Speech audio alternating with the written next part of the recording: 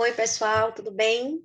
Meu nome é Monize e eu estou muito feliz, é uma satisfação estar aqui, né, nesta empresa, falando com vocês, com o pessoal da Macron, sobre um assunto que eu gosto muito, que é promoção à saúde. Tá? Então, eu agradeço desde já por vocês terem aberto a casa, né? E eu agradeço muito pela oportunidade, né? Por esse oferecimento da DNA Group, que é seguradora, que fez este evento, né, esse nosso encontro acontecer. Eu agradeço demais essa oportunidade e parabenizo também pela iniciativa.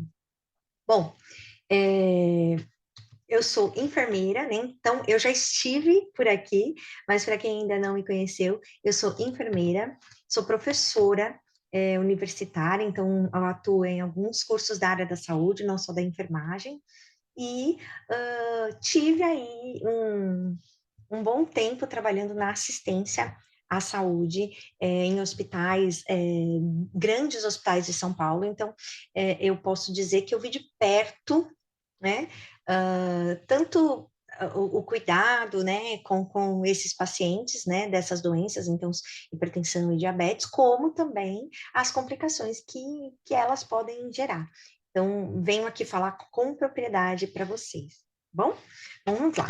Eu vou começar pela hipertensão, porque a hipertensão, ela é, sem dúvida, a doença mais frequente quando a gente fala de doença cardiovascular. Diabetes e hipertensão, elas estão num ranking de doenças crônicas não transmissíveis que se tornaram doenças, problemas de saúde pública, tamanho o número de pessoas que desenvolveram essas doenças nos últimos anos. Tá? Isso, obviamente, vem de uma adoção de hábitos que não existiam antes, né? Então, e também, obviamente, a população envelhecendo, né, se tornando mais velha, acaba também surgindo, né, contribuindo para o aparecimento dessas doenças. Então, antes, quando a gente se preocupava muito mais, quando falava de saúde pública, a gente se preocupava muito com as doenças transmissíveis. Hoje, a gente também se preocupa com elas, mas os momentos, né, os modelos preventivos estão muito vigentes.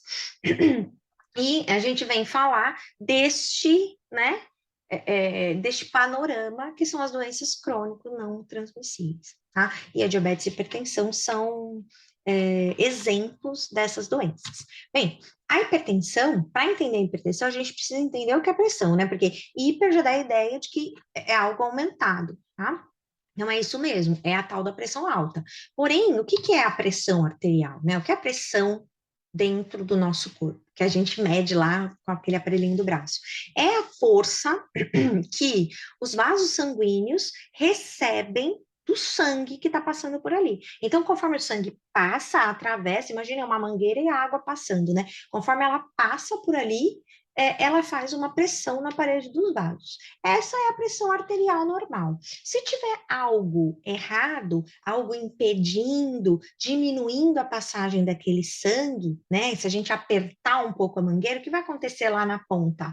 Ou ela diminui a saída, né? Se você conseguir apertar completamente, ou ela vai sair mais forte. Sabe quando a gente põe o dedo assim, lá no final, para sair um jato mais forte, né? É o que acontece. Por quê?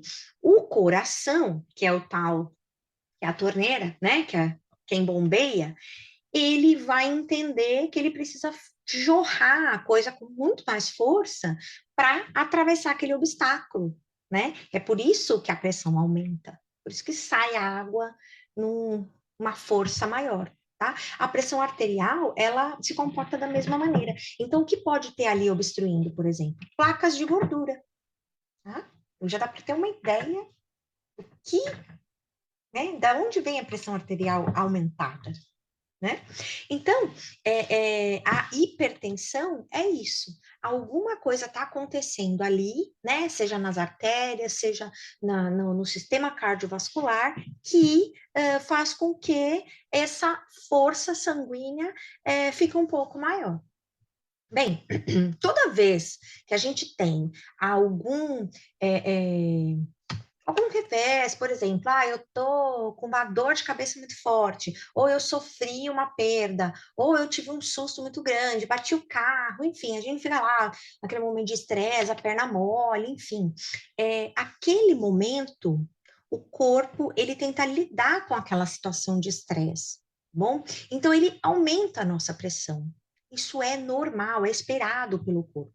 Mas é uma situação específica, uma situação de dor, uma situação de medo, uma situação de estresse, de pânico, enfim, tá? Ou às vezes até de grande alegria.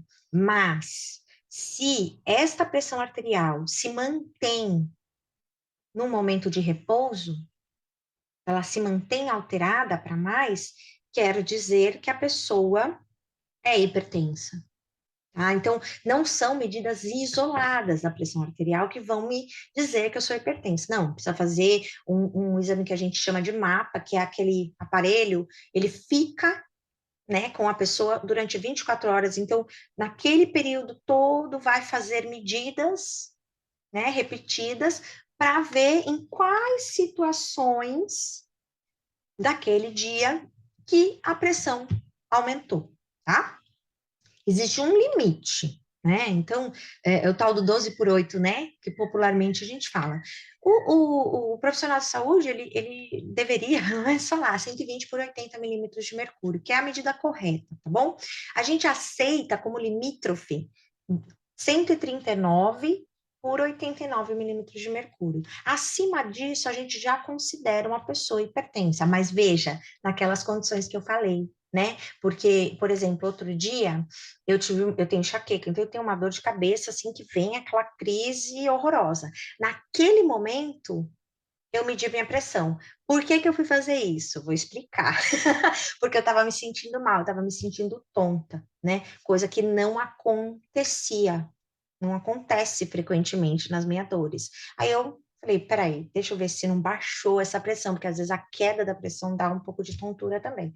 Aí eu fui ver, ela estava elevada, mas não tão elevada, né? Ela estava indo um pouquinho acima do limite, porque eu estava com dor. Depois, quando passou a minha dor, eu medi de novo e ela estava normal, tá? Então, a gente tem que tomar um pouco de cuidado com isso também, tá? Em todas as situações de estresse, a minha pressão fica muito alta, então também é um sinal de alerta, tudo bem? Enfim, da onde vem essa pressão? O que que pode causar? Maus hábitos de vida e genética, tá, gente? Claro, né? Mas ela é mandatória? Não, ela não é. Maus hábitos de vida são os maiores contribuintes para desenvolver diabetes e hipertensão arterial. Então, obesidade, falta de atividade física, aumento dos índices, né, de colesterol e triglicérides, má alimentação, então, né, perdão, que vem de tudo isso, uso de sódio em excesso, né? Então, alimentos ultraprocessados, salgadinhos, muita gordura, refrigerante, tá? Estresse o tempo inteiro. Estresse com a ninguém tem, né, gente? Estresse o tempo todo. Álcool em excesso e uso de cigarro. Cigarro de qualquer forma, né? O cigarro o cigarro eletrônico, o cigarro normal, o cigarro narguilé, né? Então, qualquer uso, né, de tabaco e nicotina acaba prejudicando muito a saúde. Desculpe. Ai, ai. Vamos lá. E aí, é, quando eu falo de hipertensão, muitas vezes as pessoas falam, mas o médico falou que eu tenho hipertensão faz tempo, mas eu nunca senti nada, né? Muitas vezes isso acontece, não é incomum, gente, muito pelo contrário, tá? A pressão, ela altera, mas conforme vai passando o tempo, parece que o corpo vai se habituando àqueles altos níveis, né? Então, o que acontece? A gente até chama de assassino silencioso. Acontece que, ao longo do tempo, com esses altos níveis de pressão, a pessoa vai tendo, né, o sistema cardiovascular danificado e não sabia. e vai sentir alguns, né, alguns sintomas quando ela está muito alterada. E às vezes já há um bom tempo, tá? Mas quando tem sintomas principais, dor de cabeça e tontura, tá? Às vezes um zumbido, no ouvido, assim, algum incômodo, né?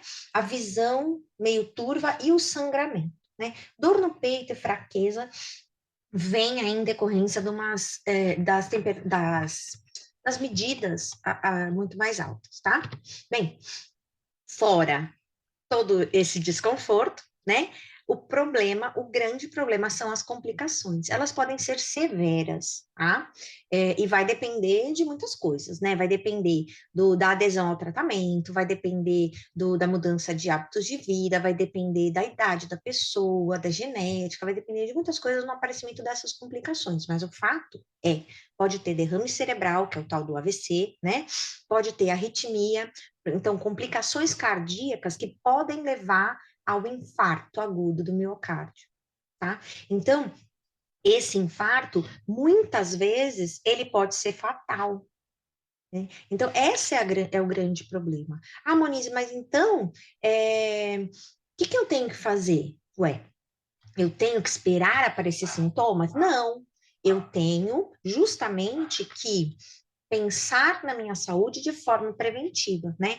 Quer dizer, eu tenho maus hábitos, eu estou muito acima do peso, eu ando muito sedentário, eu vou tendo que melhorar essas condições, tá? Mesmo que eu não tenha sintomas, mesmo que eu até faça o meu check-up lá anual e eu esteja meninão, né? Não é tudo bem, a pressão boa, mesmo assim, ainda assim, eu preciso manter hábitos mais saudáveis, porque daqui a pouco, né, o corpo ele vai cobrar lá no meu envelhecimento, ele vai cobrar, né? Imaginem, quem está acima do peso, né, quem tem altos índices de gordura, faz os órgãos trabalharem mais. Então, eles vão ficarem mais, né, eles ficam gastos antes do previsto para ele, né, lá no envelhecimento. Então, isso vai ser cobrado de uma certa forma, a gente pode pensar dessa maneira, tá? Então, é preciso manter hábitos saudáveis desde agora. Principalmente, mesmo sem ter nada, né? Tudo bem? O diabetes, da mesma forma, né? Eu vou falar para vocês que as causas, né? Os riscos para o diabetes são muito parecidos ali com o aparecimento da pressão alta, né? Então, vai depender muito de mudanças de comportamento, de hábitos de vida saudáveis. Obviamente, com componente genético, mas às vezes a pessoa não tem ninguém na família e aparece diabético, né? Mas como assim? Não tem que ter? Não, não tem que ter, não é mandatório, tá? Bom, o diabetes, ele é uma doença que é crônica também, ou seja, a pessoa fica lá a vida toda lidando com ela, né? Mas lida muito bem, tá? Existem tratamentos e mudanças de hábito que são essenciais para uma qualidade de vida perfeita. E o fato é que esta doença, ela tem algumas nuances, né? Vamos dizer assim, a gente tem um órgão que é o pâncreas, que produz a insulina, né? Que é um produto do corpo, né? Uma substância que o nosso corpo produz, que vai transformar a glicose que vem dos alimentos em energia para a célula. Ou seja, todas as células do nosso corpo precisam de energia para funcionar. Então, meu neurônio, para eu falar, para eu pensar, enfim, para fazer os meus outros órgãos funcionarem, precisa ter energia. E essa energia vem da glicose, que vem dos alimentos. Só que a glicose sozinha não faz energia, precisa da insulina. O que acontece no diabético? Ou esse pâncreas está com defeito e não produz insulina, que é o diabetes tipo 1, ou esse pâncreas produz insulina. Só que o corpo tem um outro defeitinho ali, que é no receptor da insulina, não consegue usar a insulina produzida. O que acontece com a glicose? A glicose fica ali, ó, passeando no sangue, sem entrar na célula, e a célula sem energia, ela não funciona, e ela vai morrendo. Tudo bem? Então, não, né, Moniz? Não tá tudo bem. É bastante complexo, mas faz todo sentido, né? Nesses tipos de diabetes, a gente tem os principais aqui, que são o diabetes tipo 1, que é aquele que eu falei que não produz insulina, o diabetes tipo 2, que produz a insulina, mas não sabe usar, o diabetes gestacional, que é o tipo 2, mas nesse momento específico da gestação, e o diabetes tipo MODI ou LADA, que é o diabetes misturado tipo 1 e tipo 2. Bem raro, mas que existe também. Bem, olha lá. Então, só para a gente ver a imagem, o tipo 1, olha lá, tá o pâncreas aqui, ele tem esse formatinho amarelo aí, ó, parece meio que uma banana, sei lá, alguma coisa assim, e ele não consegue produzir a insulina. Então, não tem insulina aqui, ó, no sangue. O sangue está representado aqui por esse quadradinho. Tem a porta, tem o receptor, tem a glicose aqui, mas não entra na célula porque não tem a entrada da insulina que ele não produziu. Já o tipo 2 tem produção de insulina, olha lá, ele tá bonitinho, produziu, a glicose tá aqui também, só que o receptor ele não capta a insulina, tá? Então, a célula também não tem energia e a glicose fica ali. O que quer dizer isso? A glicose vai ficando, vai ficando, vai ficando no sangue, sobe a taxa de glicemia. Glicemia, glicose no sangue. É o açúcar no sangue, falar, meu açúcar está alto. É esse aí, tá? O gestacional acontece, então, por alguma razão, os hormônios da gestação, eles diminuem a ação da insulina. Ela até consegue, né? O pâncreas está produzindo, ela consegue entrar ali, mas ela não consegue transformar. Faz a transformação na energia. E aí fica a insulina lá sem uso, fica a glicose sem uso, né? E aí o que acontece? Toda essa glicose circulante no sangue vai via cordão para o bebezinho, né? Via cordão e placenta. E o bebê, que não é bobo nem nada, que tem pâncreas, produz mais insulina, porque tá vindo muita glicose, tá vindo muita glicose. Então ele entende que ele precisa dar conta daquilo. Então o pâncreas dele tá lá a todo vapor, a todo vapor, né? A mãe pode sofrer algumas consequências, alguns sintomas ruins da hiperglicemia, que é essa, né, açúcar elevado no sangue. Mas o bebê, ele vai levando numa boa. Porém, quando ele nasce, né? O que acontece? Corta esse cordão. Então, para de ir tanta glicose. Só que o pâncreas dele já está produzindo a todo vapor. Ele tem mais insulina que glicose. Então, o que ele vai fazer? Ele acaba com aquela glicose, ele acaba com aquela glicose que está vindo da onde agora? Das mamadas, né? Então, ele acaba com tudo aquilo e o bebê pode ter uma queda na glicemia. Baixa muito a taxa de açúcar, né, de glicose no sangue dele, e isso pode levar ele até ao coma e morte, porque a hipoglicemia, ela é muito severa, tá? Então, esse é o grande problema, esses bebezinhos de mães diabéticas, geralmente vão para UTI, né, por conta dessa condição. Depois isso se regulariza, mas se não for tratado imediatamente, ele pode morrer, tá? Depois da gestação, os níveis de glicose e insulina tendem a normalizar na mãe. Por que que isso aconteceu? Aconteceu por uma ação dos hormônios, porém, a maioria dessas mulheres aumentaram muito de peso na gestação, ou são mais velhas e aumentaram de peso, tá? Então, tem alguns cofatores para que isso apareça, tá bom? Então, só para a gente retomar, fixar aqui. Pâncreas saudável produz insulina, o receptor capta bem bonitinho ali, e a glicose também vai no seu receptor e eles se transformam em energia, tá bom? O diabetes tipo 1, o pâncreas não funciona, não libera insulina, ele não sabe produzir, fica a glicose circulante. E o diabetes tipo 2, ele até produz insulina, mas o receptor não capta, não sabe, não funciona, tá bom? Então, a glicose também fica ali, só causando problemas. Os principais sintomas sintomas de quem está se tornando diabético, principalmente, né, naquele início. Cansaço, fome e sede em excesso. A pessoa tem fome, tem muita sede, emagrece, tá? E tem um excesso de urina, ou seja, principalmente à noite, acorda para fazer xixi várias vezes. Então, gente, assim, uma dica, né? É normal eu acordar várias vezes? Depende. Depende. Você já sempre acordou? Então, talvez seja o seu normal. Mas se eu nunca acordei e agora eu passei a acordar 4, 5 vezes, alguma coisa está errada. Eu preciso identificar o que é. Eu tenho que verificar. Tudo bem? Então, toda vez que tiver uma mudança, né, principalmente para algo que está incomodando, a gente tem que, né, as pessoas tendem a deixar para lá e vai passar, né? Tá bom? Mas precisa ir investigar. Por conta desse excesso de glicose no sangue, tem dor na perna, má circulação, parece que está pesada a perna, formigamento, tá? A visão fica meio turva e os machucados demoram a cicatrizar, porque a glicose ali, muita glicose no sangue, ela dificulta o processo de cicatrização. Tá?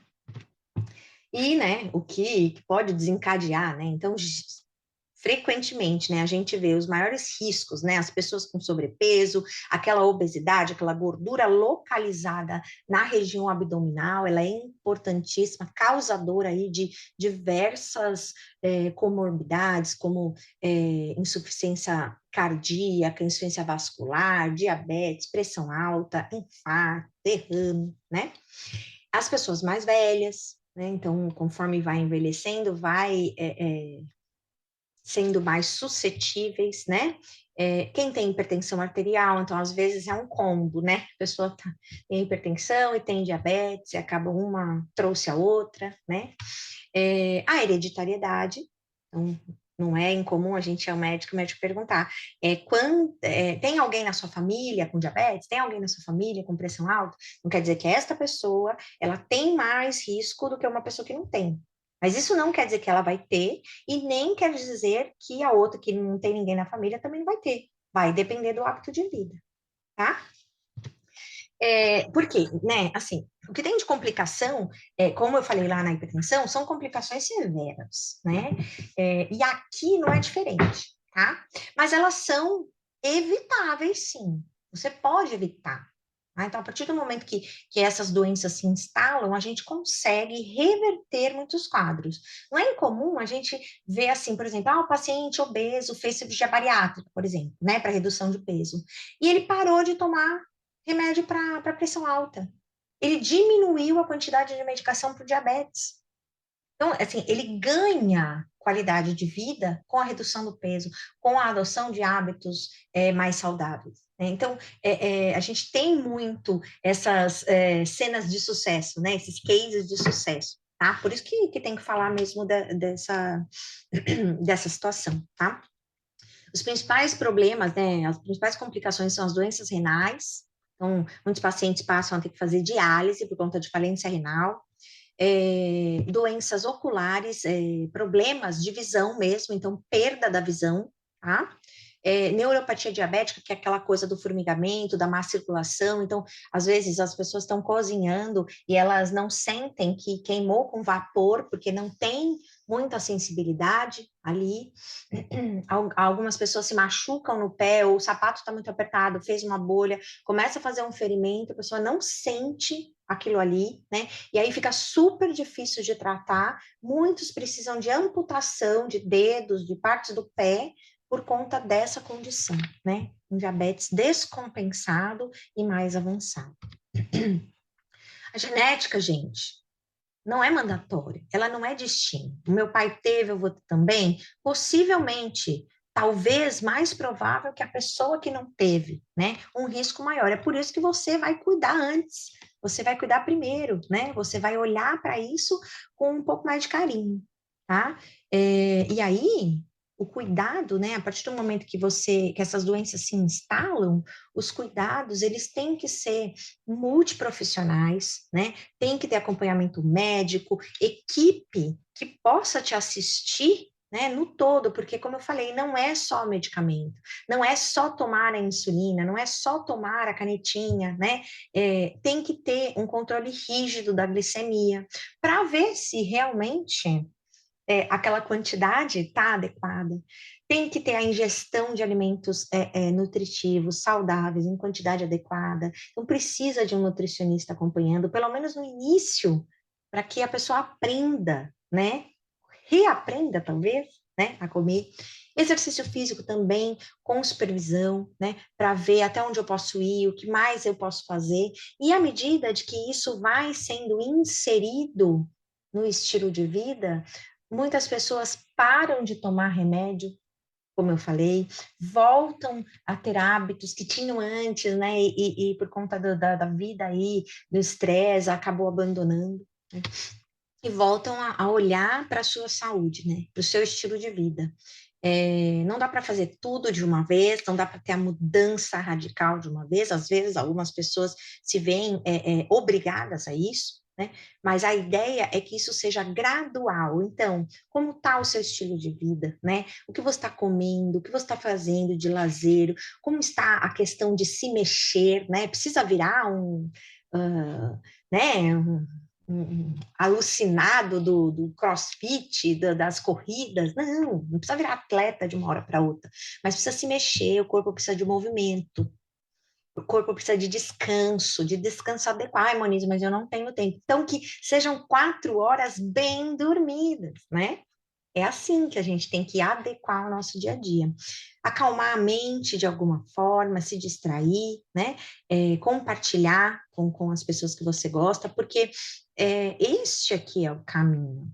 Este é o caminho da longevidade saudável, né? Ou com qualidade, porque às vezes eu tenho pressão alta, mas eu tenho qualidade de vida.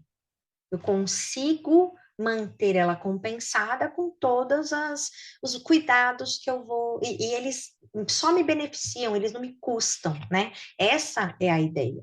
Então, gente, o que eu proponho para vocês é que a direção, né, é mais importante que a velocidade. Então, mude os hábitos aos poucos, né? Não adianta, agora eu vou parar de comer e tal. Não, é aos poucos para que você consiga bancar isso, que você consiga manter, porque é muito mais importante do que parar de tomar refrigerante essa semana, é você manter aquilo e se controlar. Um dia, eu quero tomar tal coisa, estou dando um exemplo do refrigerante, mas eu vou tomar um pouquinho e acabou. Não é o meu hábito tomar todo dia, substituir refeições. Tem gente que substitui refeições por coisas do tipo café, próprio refrigerante, entende, né? Então, assim, como que o corpo vai funcionar adequadamente dessa maneira? Se ele depende, né? Depois daquela conversa que eu tive da glicose, a célula precisa de energia, como ele vai funcionar adequadamente?